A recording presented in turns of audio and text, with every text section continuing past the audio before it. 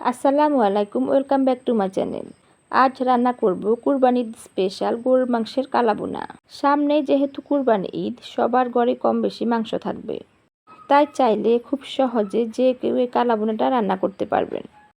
আজ কালাবুনাটা আমি খুব সহজে রাঁধুনি রেডিমিক্স কালাবুনা মশলা দিয়ে রান্না করব।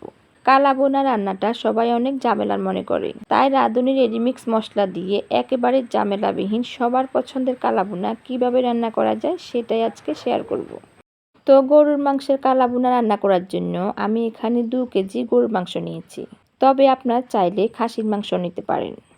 মাংসগুলোকে আমি এরকম একটু বড় বড় পিস করে কেটে নিয়েছি এবং মাংসগুলোকে ভালোভাবে ধুয়ে পরিষ্কার করে পানি ঝরিয়ে রেখেছি। আজকে কালাবুনাটা আমি এই রাঁধুনি রেডিমিক্স কালাবুনা মশলা দিয়ে রান্না করব। এই একটা প্যাকেটে 2 প্যাকেট মশলা থাকে। এই ছোট লাল প্যাকেটে আছে রাঁধুনির গুঁড়ো মশলা। এই ছোট প্যাকেটের মশলাটা আমরা রান্নার শেষের দিকে ইউজ করব। আর এই বড় সবুজ প্যাকেটে আছে কালাবুনা মশলা। এখন এই সবুজ প্যাকেটের সম্পূর্ণ মশলাটা আমি মাংসের মধ্যে দিয়ে দিচ্ছি। এখানে 2 কেজি পরিমাণ মাংসের মশলা দেওয়া আছে, তবে আপনারা 1 কেজি মাংস রান্না করলে সেই ক্ষেত্রে অর্ধেকটা মশলা দিবেন। এখন দিয়ে দিচ্ছি 1.5 টেবিল চামচ মতো আদা রসুন বাটা। এই প্যাকেটের মশলার মধ্যে সব উপকরণই দেয়া আছে, তাই চাইলে আদা রসুনটা নাও দিতে পারেন। দিচ্ছি 1 কাপ পেঁয়াজ কুচি, 2 টেবিল চামচ সয়া সস,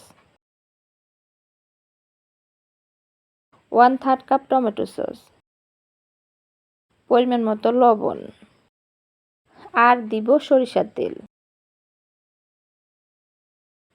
এবার এই সব কিছু হাত দিয়ে ভালোভাবে মিশিয়ে নিব।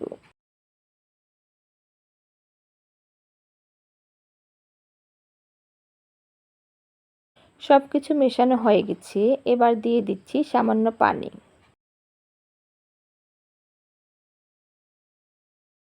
পানিটা দিয়ে নেড়েচেড়ে মাংসগুলোকে চুলায় বসিয়ে দিব। এবার এই মাংসগুলোকে ঢাকনা দিয়ে ঢেকে হাই হিটে 5 মিনিট রান্না করে নিব। এতে করে মাংস থেকে অনেকটাই পানি বেরিয়ে আসবে। দেখুন, মাংস থেকে অনেকটাই পানি বেরিয়ে এসেছে।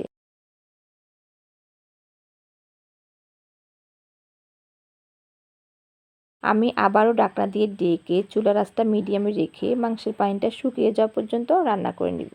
তবে মাঝে মাঝে মাংসগুলোকে নেড়েচেড়ে দিব। তো বেশ কিছুক্ষণ রান্না করার পর মাংসের পানিটা শুকিয়ে গেছে।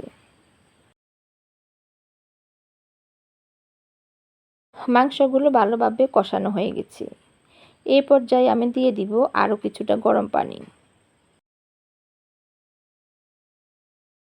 আমার এখানে মাংসগুলো প্রায় সেদ্ধ হয়ে গেছে, তাই আমি আমার প্রয়োজন মতো পানি দিয়েছি। আপনারা আপনাদের মাংসের উপর নির্ভর করে পানিটা কম বেশি দিবেন।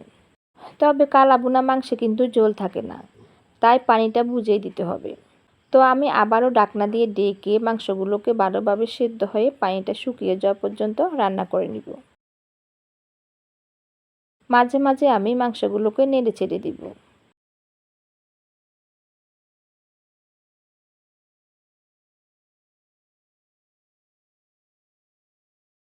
আরও কিছুক্ষণ রান্না করার পর মাংসের পানিটা অনেকটাই শুকিয়ে গেছে।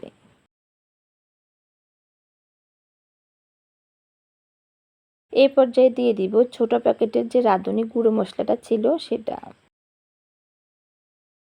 মশলাটা দিয়ে নেড়েচেড়ে ভালোভাবে মিশিয়ে নিব।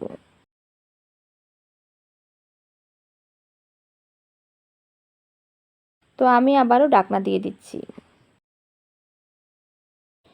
এই পর্যায়ে মাংসগুলোকে একটু পর পর নাড়তে হবে, তা না হলে মশলাটা পুড়ে নিচে লেগে যেতে পারে।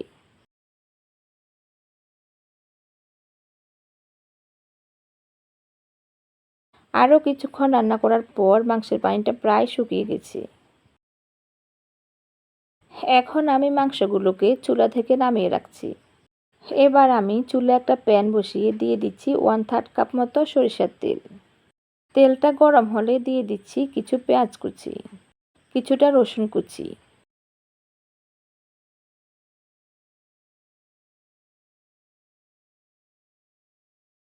এবার এগুলো নেড়ে ছেড়ে একটু ভাজা হলে দিয়ে দিচ্ছি কয়েকটা শুকনো মরিচ। এবার এর সব কিছু গোল্ডেন ব্রাউন করে ভেজে নিব।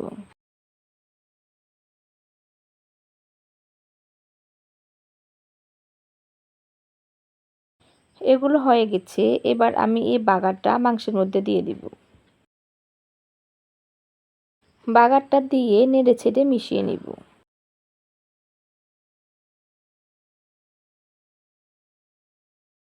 এখন দিয়ে দিচ্ছি একটা বড় সাইজের পেঁয়াজ কিউব করে কাটা, আর দিচ্ছি 1 টেবিল চামচ সস। এবার এই সব কিছু দিয়ে ভালোভাবে মিশিয়ে নিব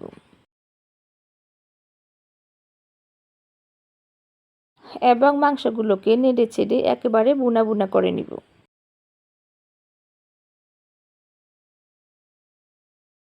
কিছুক্ষণ পর দেখুন মাংসগুলো কালো হয়ে বুনা বুনা হয়ে গেছে।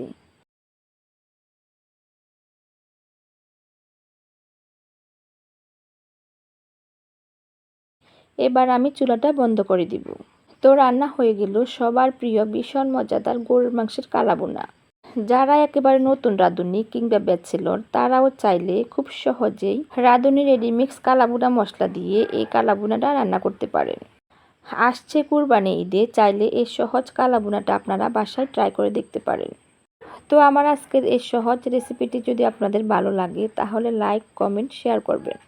আর আমাকে সাপোর্ট করার জন্য প্লিজ আমার চ্যানেলটাকে সাবস্ক্রাইব করে সাথেই থাকবেন। আল্লাহ হাফেজ।